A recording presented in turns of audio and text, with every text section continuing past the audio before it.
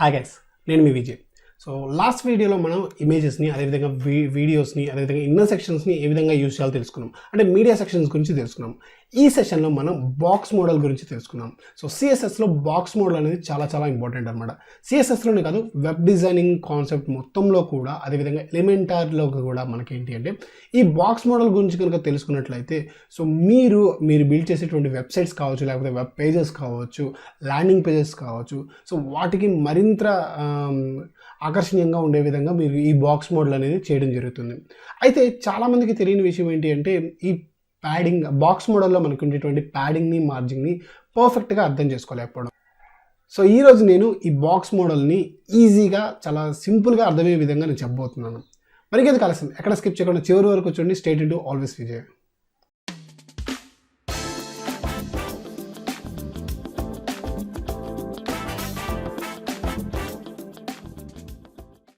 ఇటువంటి video updates మీరు miss అవ్వకుండా ఉండాలి అనుకుంటే ఇప్పుడే సబ్స్క్రైబ్ చేసుకుని పక్కన బెల్ నోటిఫికేషన్ని ఆన్ చేయండి.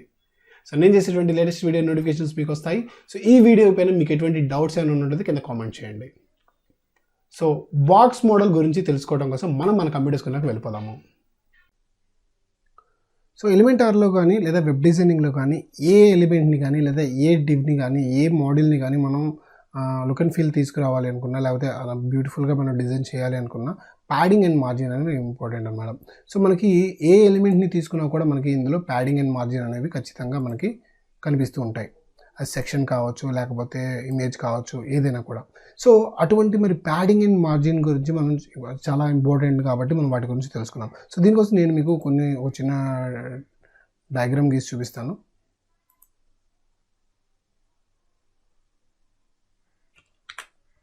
సో ఇది ఒక వెబ్సైట్లో ఒక లేఅవుట్లో సంబంధించినటువంటి ఒక అలైన్మెంట్, ఒక ఎలిమెంట్ అని అనుకుందాం, పారాగ్రాఫ్ ఎలిమెంట్. సో దీనికి సో ఇక్కడ మీకు ఏదైతే కనిపిస్తుందో, సో నేను ఒక బాక్స్ గీసాను. సో ఈ బాక్స్ మీకు బ్లాక్ కలర్లో ఏదైతే కనిపిస్తుందో అదంతా కూడా బార్డర్ అని అనుకుందాం. సో బాక్స్ లోపల టెక్స్ట్ స్టార్ట్ అయ్యే వరకు కూడా, సో ఈ ఏరియా వరకు ఏదైతే ఉందో సో అదంతా కూడా, సో నేను సెలెక్ట్ చేసి చూపిస్తాను చూడండి. సో ఈ బాక్స్కి ఇప్పుడు నేను ఏదైతే ఇన్నర్ బాక్స్ డిజైన్ డ్రా చేశానో సో దాని బయట ఉన్నదంతా కూడా ప్యాడింగ్ అనుకోవచ్చు అన్నమాట. అంటే వైట్ స్పేస్ ఏదైతే వస్తుందో, సో వైట్ స్పేస్ ఏదైతే మనం రావాలనుకుంటామో సో దాన్ని మనం ప్యాడింగ్ అని అంటాము. సో తర్వాత ఈ బ్లాక్ కలర్లో ఏదైతే వస్తుందో సో దాన్ని మనం ఏంటి అంటే బార్డర్ అని చెప్పుకోవచ్చు. సో ఈ బార్డర్ బయట ఏదైతే మనకి వైట్ స్పేస్ ఎక్స్ట్రా స్పేస్ కావాలి అని అనుకుంటామో సో దాన్ని మనం, సో ఈ ఆరెంజ్ స్పేస్ లోపల బ్లాక్ బార్డర్ బయట ఏదైతే మనకి స్పేస్ రావాలనుకుంటామో సో దాన్ని మార్జిన్ అని అంటారు అనమాట. ఐ హోప్ మీకు అర్థమైందని అనుకుంటున్నాను.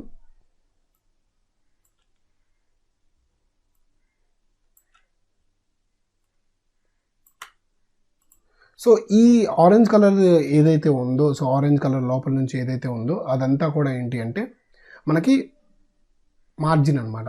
అంటే బార్డర్ బయట ఏదైతే మనకి వైట్ స్పేస్ వస్తుందో బార్డర్ ఏరియా నుంచి దాన్ని మనం మార్జిన్ అని పిలవడం జరుగుతుంది. అదే ఆ బార్డర్ మీకు క్లియర్గా తెలుస్తుంది కాబట్టి దాన్ని బార్డర్ అంటాము. ఇక్కడ బార్డర్ లోపల ఏదైతే వైట్ స్పేస్ ఉంటుందో దాన్ని ప్యాడింగ్ అంటాం అనమాట. సో దీన్ని మనం ప్రాక్టికల్గా చూద్దాము. సో దీనికోసం నేను స్క్రీన్లోకి వెళ్తాను. సో ఈ సెక్షన్ ఏదైతే ఉందో, ఫర్ ఎగ్జాంపుల్ ఈ సెక్షన్ ఏదైతే ఉందో సో దీనిపైన మనం ప్యాడింగ్ అండ్ మార్జిన్ అనేవి అప్లై చేసి చూద్దాం. So first of all padding apply చేద్దాం.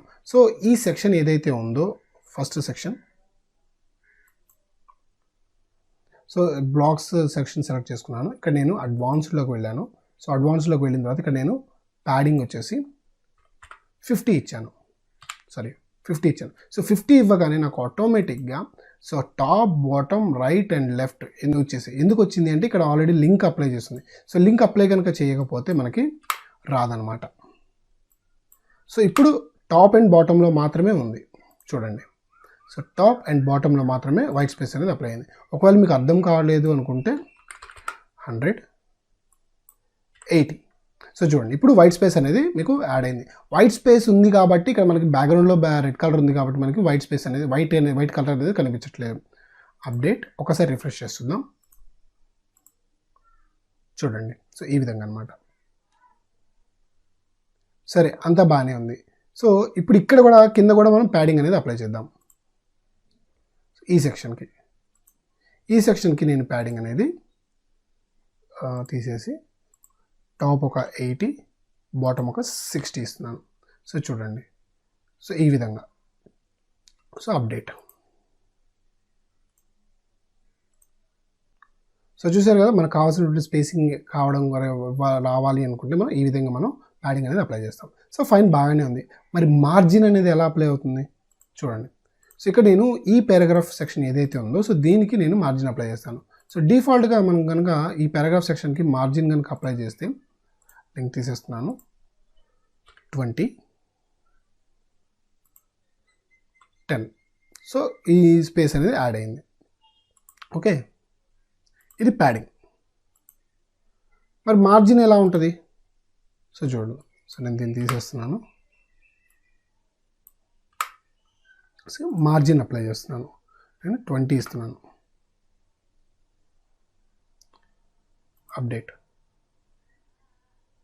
సో ఈ విధంగా మనం ఏంటి అంటే ప్యాడింగ్ అండ్ మార్జిన్ అనేవి అప్లై అవుతాయి. అయితే ఇక్కడ బాక్స్ లోపల ఉంది కాబట్టి మనకు తేడా తెలియట్లేదు. అదే ఈ బాక్స్కి మనం కనుక మార్జిన్ ఇచ్చినట్లయితే సో చూడండి, మార్జిన్ 50. సో కిందకు వచ్చింది చూడండి. ఇప్పుడు మనం ఇక్కడికి చూడండి, ఇక్కడికి దీనికి పెద్ద తేడా సేమ్ ఇదే కదా. సో రిఫ్రెష్ చేస్తే కిందకు వచ్చింది అన్నమాట, 50 పిక్సెల్స్ కిందకు వచ్చింది. ఎందుకు, ఈ బాక్స్కి మనం టాప్లో మార్జిన్ అప్లై చేసాం కాబట్టి. సో ఈ విధంగా మనం ఏంటి అంటే ప్యాడింగ్ మార్జిన్ అని అప్లై చేస్తాం. మరి బార్డర్ ఎలా అప్లై చేస్తాం? సో ఈ వెల్కమ్ టు ఇది హెడ్డింగ్ టెక్స్ట్ ఏదైతుందో దీనికి బార్డర్ అప్లై చేద్దాము. సో దీన్ని సెలెక్ట్ చేసుకుంటున్నాను. సో కిందకు వచ్చిన తర్వాత ఇక్కడ మనకి బార్డర్ అనే ఒక సెక్షన్ ఉంటుంది. సో ఇక్కడ మనకి సాలిడ్ యాడ్ చేసుకుంటే ఇక్కడ నేను 2 పిక్సెల్స్ ఇస్తున్నాను. సో 2 పిక్సెల్స్, కలర్ వచ్చేసి వైట్. సో అప్లై అయిపోయింది చూడండి, నాకు బార్డర్ వచ్చేసింది. ఇప్పుడు నాకు ప్యాడింగ్ మార్జిన్ అనేవి మనకి డీటెయిల్గా అర్థమవుతాయి. దీని లోపల నేను ఇప్పుడు దీని కనుక నేను మార్జిన్ ప్యాడింగ్ ఇచ్చాను అనుకోండి. సో 10, దీన్ని కూడా 10. చూడండి, దీని బయట ఏదైతే మీకు కనిపిస్తుందో అదంతా కూడా ఏంటంటే మార్జిన్ అనమాట. కొంచెం కన్ఫ్యూజన్గా ఉంటుంది, బట్ చాలా సింపుల్ కాన్సెప్ట్ అనమాట. ఈ బాక్స్ మోడల్ కనుక అర్థమైపోతే మీకు సో మీరు ఏదైనా కూడా ఈజీగా చేయగలరు అనమాట. సో చాలా ఈజీగా అండ్ లుకింగ్ గుడ్గా చేయొచ్చు. చూసాక ఫ్రెండ్స్, ఈ విధంగా మీరు చాలా ఈజీగా CSS బాక్స్ మోడల్ని కనుక అప్లై చేసినట్లయితే మీ యొక్క వెబ్ పేజెస్ అనేవి చాలా అట్రాక్టివ్గా ఉంటాయంటలో ఎటువంటి డౌట్ లేదు.